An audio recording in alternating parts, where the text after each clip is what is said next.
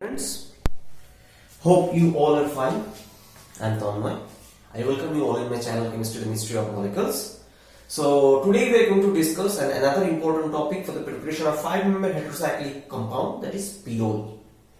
This molecule is very important and having a wide application in chemical, biological. For example, you know about porphyrin, chlorophyll, those contains pyrrole. So it is essential to know about pyrroles. So I am not going to give you that much introduction part. If you want to know, then please comment, write me in the comment box. I'll explain. So today we are going to explain about synthesis of pyrrole using Paal-Knorr's method. Okay. Previously I have uploaded a video about synthesis of furan using Paal-Knorr method. Both methods are quite similar. There are lots of similarities. But for pyrrole synthesis I have to explain it again because I have to explain something more. And second, this is one for dicarbonyl compound. I want to mention that I have already uploaded a video about preparation of one for dicarbonyl compounds, retrosynthetic strategy for the preparation. So I suggest you everyone please go through that video, and not only this, I suggest you please follow that playlist, because that playlist will have lots of retrosynthetic strategies which is essential for you to get enriched about the retrosynthesis, which is very essential if you want to learn and enjoy the chemistry in details. So today we are going to discuss about the basic idea of this process, reaction mechanism, role of pH, examples, and most importantly disconnection approach. Because I believe that I should give you an idea about disconnection approach, then it will be very helpful for you. So let's start. Okay. So let's start the disconnection approach. First, this is pyrrole. This is pyrrole. Okay. So this molecule, these parts are the substituents. I am not focusing, so don't think that they are methyl. So it is not like that. So we can think this like this basic backbone. As we know that preparation of carbon-nitrogen bonds are easier, so we will break this and make the synthons in this way, that this is one and this is one. We know that nitrogen is electronegative generally, or majority of cases nitrogen is electrophilic, electronegative and nucleophilic. So this is delta minus and so these are delta plus. If I want to form bond C, this carbon-nitrogen bond, this is the background thing. And the strategy is that if we can take one for dicarbonyl and ammonia or RNH2 both, depending on our choice or requirement. You can see this is delta plus here, this is delta plus here, and nitrogen is delta minus here. But why I am focusing on only ammonia and NH2C? Because of aromaticity, only one substitution outside the ring possible. That's why RNH, not R2NH. Okay, please don't be confused. So this is the background retrosynthetic strategy. There are other retrosynthetic strategy also, for example, in this way. So that's a different method for pyrrole synthesis, and actually that's a different name reaction. I will explain in some other videos. Fine. So just in case for your remembering, please try to recall the preparation of furan. This is almost similar. Means majority of logic and most importantly the reactivity of dicarbonyl is like that. Okay. So since there is ammonia, let's consider the example of ammonia. Okay. So see, or better to say RNH2, because in case of organic chemistry we are more familiar with RNH2. So let's see RNH2. See, this is delta positive, this is delta negative. We know carbonyl is electron deficient, that is electrophilic center, this is nucleophilic. So it will attack here and it will open up. So what is the product? This. Let's consider the simplest dicarbonyl compound. I think it will be easier for you also to understand. This is O minus, this is methyl, this is substitution. So this is NH2 plus R. Now as you can see, oxygen having minus charge and nitrogen having an excess proton. So they will neutralize themselves, and what it will result? This amino alcohol. So this is now an important thing. What is the role of pH? Role of pH. Actually, I want to mention that if this could be weakly acidic or neutral, results in pure. But if pH below 3, then what happens? Preparation of furan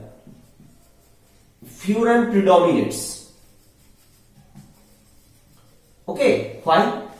Exactly, I don't know the reason, but based on logic I can say the thing. For example, if you take amine and if you provide strong acid, what it will result? It will prepare RNH2, this ammonium salt.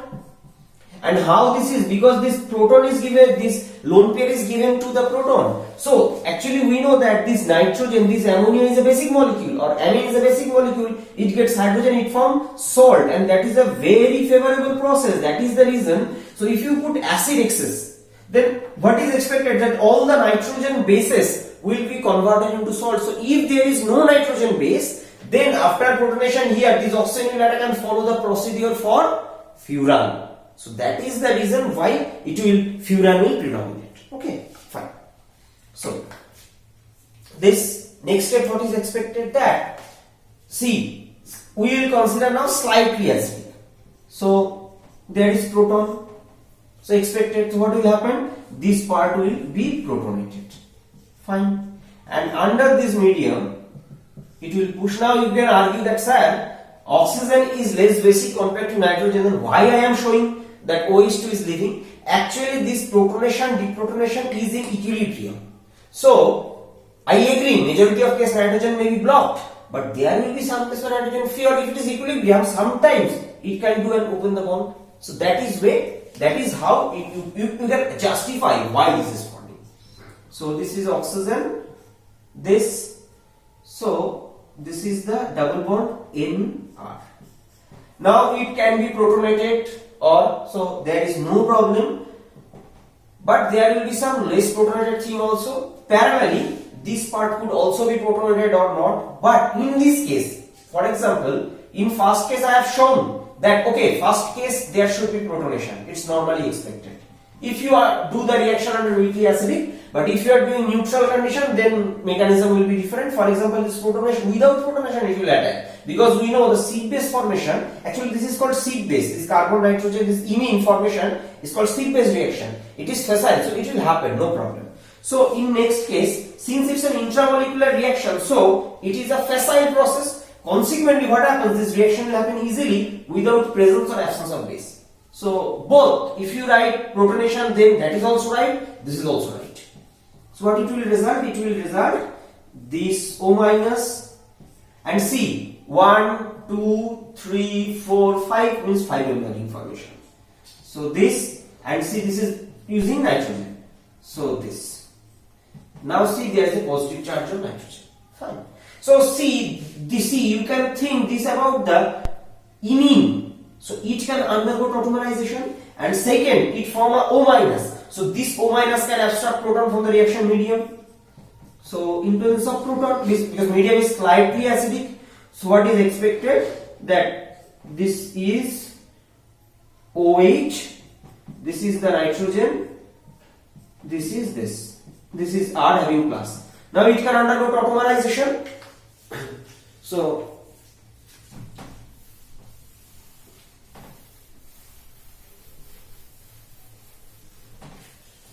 what is expected? That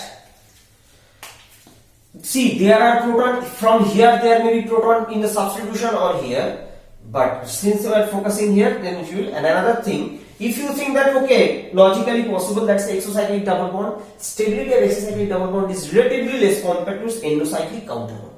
Okay, so that is another logic why we focus on this. So there is a one proton. So what happened? There is some other molecule or solvent molecule, or for example another keto molecule can abstract this proton, because since it's weakly acidic, so you may confuse that who is acting as a base. Or weakly acidic means generally we can say it's an acidic acid.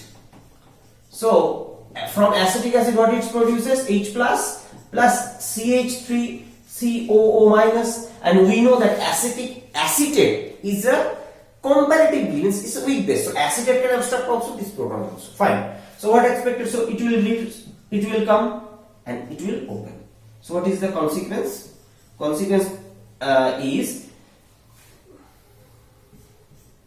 this nitrogen, this is OH, this is this, fine, this is R. Now medium is slightly acidic, or another thing you can say, one proton was abstracted, so this could also be protonated in the next step, fine. Now there is a question that how this proton could be abstracted. There are two options. For example, there is proton 1. This proton could be abstracted simultaneously, it can leave. But another is this nitrogen will push and it will leave. But based on my personal understanding, this is more logical that this nitrogen will push, because you can see this is a acetal, hemiacetal type thing, so aminal, better to say, type thing. So it can push and it can leave very easily. And another thing, in all cases, see, nitrogen has positive charge. You may think that an electronegative atom having positive charge is stable. Actually, I also agree with you that positive charge on electronegative atom is not that much stable. But keep it in mind that this is not the oxygen, this is nitrogen. Nitrogen is capable to hold positive charge relatively more efficiently compared to its oxygen counterpart. And that is the reason, so we don't think about it. So what is the product? This is a 5-member ring. This is NR. Double bond is here. One double bond is here. This.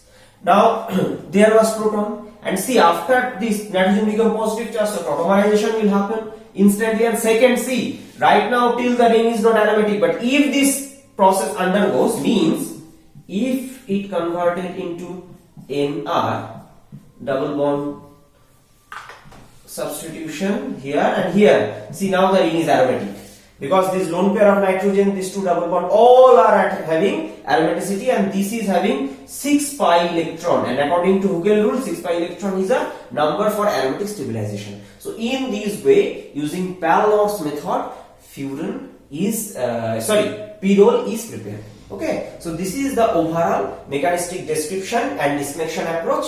Now we will discuss some examples. Okay, so let's continue the discussion. So now I will give you the example of two sets of reaction to get two types of Pyrrole preparation. So let's start. So first of all, this is actually 1,4-dicarbonyl carbonyl preparation reaction, and in previous video and that video I have explained in details. So I am not going to explain details. So just as soon as possible. See, these are the hydrogens in between these two carbonyl group. In between, so this 1,3-dicarbonyl compound, these hydrogens are called this active hydrogens, or this type of group is called active methylene group. In presence of sodium, actually sodium is acting as a base. So you can not only sodium, you can use other than any OET also. That will do the same thing. We abstract this base. So OET minus will abstract this base, because small amount of moisture is there, and that sodium reacts and produces base that reacts. So that is the reason. So this hydrogen will be abstracted, this carbon ion will be resonance stabilized by this 2 carbonyl group, and this, and by the way, one information I want to give you, that generally we write sodium salt fine, but if you think about the solubility of these salts, means like this is a sodium salt of this anion, fine, but if you compare to that, if you take potassium, its solubility in the organic medium improvises. But why sodium is taken? Because sodium is more abundant and cheap compared to potassium. That is the reason, right? And another thing, react with half millimole of iodine, it results in 1,4-dicarbonyl compound preparation. Why half? Because what happened in case of iodine, this iodine reacts with this molecule to prepare this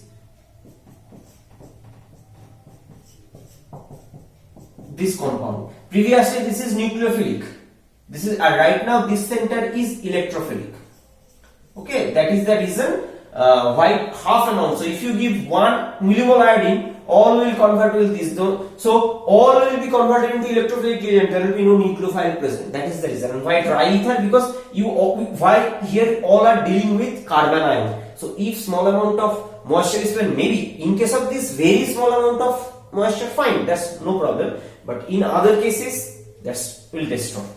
So this is the thing. And see, this is a 1,4-dicarbonyl compound, but don't want this carboxyl group. So what is 20% aqueous K2CO3? So it is the responsible for the hydrolysis of this carboxylic acid. But I haven't written here. Why? Because after hydrolysis, what it resulted? It resulted a carboxylic acid.